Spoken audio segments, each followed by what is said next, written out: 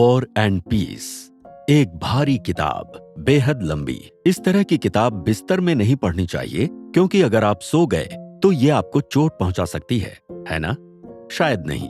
War and piece यकीनन एक लंबी किताब है, लेकिन ये इतिहास का रोचक विश्लेषण भी है, जिसमें कुछ बहुत ही गहरे और वास्तविक किरदार हैं जो आपको कहीं नहीं मिलेंगे। और अगर इसकी लंबाई आपको डराती है, तो टॉल्स्टॉय का क्या हाल हुआ होगा?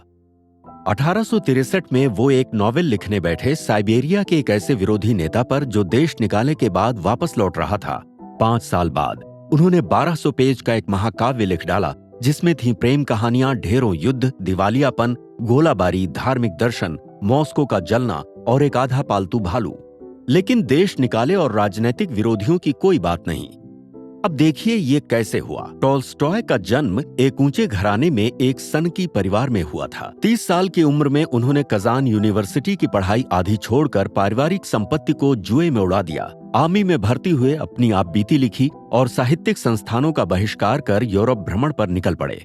फिर अपने पुश्तैनी घर यास्नाया पोलियाना में जाकर बस गए और दिसंब्रिस्ट्स की वापसी के बारे में लिखना चाहा। इन अच्छे घरों में उठे क्रांतिकारियों को 30 साल के निर्वासन के बाद 1856 में माफीनामा मिला, लेकिन टॉल्स्टॉय को लगा कि वो देश निकाले से लौटे दिसंब्रिस्ट्स की कहानी तब तक कैसे लिख सकते हैं जब तक 1825 की कहानी न बताई जाए, जब उन्होंने रूढ़िवादी जार निकोलस प्रथम के खिलाफ बगावत की थी, या फिर 1812 की कहानी के बिना भी जब नेपोलियन ने रशिया पर विनाशकारी हमला किया था, जिससे सत्तावाद को बढ़ावा मिला था और जिसके खिलाफ दिसंब्रिस्ट्स बगावत कर रहे थे। और वो 1805 की कहानी बताए बिना 1812 की कहानी कैसे बता सकते थे, जब ऑस्ट्रेलिड्स की लड़ाई में उनकी हार के बाद रशियंस को पहली बार नेपोलियन के खतरे का पता चला। टॉल्स्टॉय ने लिखना शुरू किया, इतिहास की बड़ी घटनाओं पर और उन घटनाओं में शामिल छोटी छोटी जिंदगियों पर भी। उन्होंने रईसों पर फोकस किया, जिसको वो बखूबी जानते थे। ये किताब सिर्फ कभी कभी ही रूस की जन आबादी की जिंदगी को छूती है, जो किसान थे या फिर गुलाम, यानी रईसों की जमीनों पर रहने वाले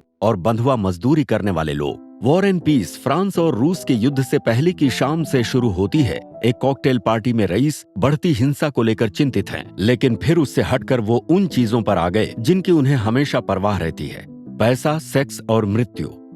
इस पहले सीन से पता चलता है कि ये किताब किस तरह राजनैतिक और व्यक्तिगत जीवन के बीच लगातार बढ़ते फासले पर हिचकोले खाती है। वॉर एंड पीस में कोई मुख्य किरदार नहीं है, बल्कि ये रिश्तों और सवालों का एक बड़ा ताना बाना है। क्या एक बदकिस्मत और नाजायज लॉर्ड एक खूबसूरत लेकिन चालाक राजकुमारी से शादी करेगा? क्या उसका एकमात्र दोस्त ऑस्ट्रिया की जंग में बच जाएगा? और उस भली सी लड़की का क्या होगा जो एक साथ 2 युवकों से प्यार करती है? इतिहास के वास्तविक किरदार इन सारे काल्पनिक किरदारों के साथ घुल मिल जाते हैं। नेपोलियन कई बार नजर आता है और टॉल्स्टॉय के एक पूर्वज भी एक बैकग्राउंड किरदार में नजर आते हैं। लेकिन जब किरदार और उनका मनोविज्ञान पकड़ बनाते हैं, तब टॉल्स्टॉय कहानी में दखलंदाजी करके इतिहास के बारे में सवाल पूछने से हिचकिचाते नहीं। जंग क्यों शुरू होती है? अच्छी रणनीति के क्या दाव हैं? क्या देश नेपोलियन जैसे महान कहलाने वाले लोगों के कामों से उठते और गिरते हैं, या इसमें इससे भी बड़ी सांस्कृतिक और आर्थिक ताकतें काम करती हैं? ये बड़े बड़े बदलाव ही वॉर एंड पीस के दायरे को इतने बड़े पैमाने पर ले जाते हैं। लेकिन 19वीं सदी के कुछ आलोचकों को वॉर एंड पीस बिल्कुल भी एक नॉवेल जैसा नहीं लगा। उन्हें वो बहुत बड़ा, ढीला और फैला हुआ लगा। ये हेनरी जेम्स के शब्द थे। टॉल्स्टॉय भी ये मानते थे। उनके लिए नॉवेल्स पश्चिमी यूरोप का कॉन्सेप्ट था। रशियन लेखकों को अलग तरह से लिखना पड़ता था, क्योंकि रशियंस की जिंदगी अलग थी। उन्होंने पूछा कि वॉर एंड पीस क्या है? ये कोई नॉवेल नहीं है, फिर भी किसी महाकाव्य से कम नहीं है, किसी ऐतिहासिक किताब से कम नहीं है। वॉर एंड पीस बस लेखक का विचार है, जिसे वो उसी तरह बता सकता था जिस तरह से उसने बताया है। यानी कि ये कुल मिलाकर टॉल्स्टॉय की सोच का लेखा जोखा था और इससे कम कुछ नहीं।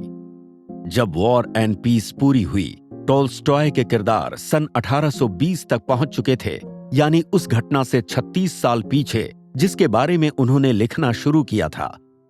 अपने दौर को समझने की कोशिश में वो अपने पिछले जमा सालों के ढेर में डूब गए, जिसका नतीजा था सवालों का एक सिलसिला इतिहास, संस्कृति, दर्शन, मनोविज्ञान और युद्ध में इंसान की प्रतिक्रिया के बारे में। इस चैनल को सब्सक्राइब करना ना भूलें, ताकि आप कुछ नया सीखने का मौका कभी ना गंवाएं।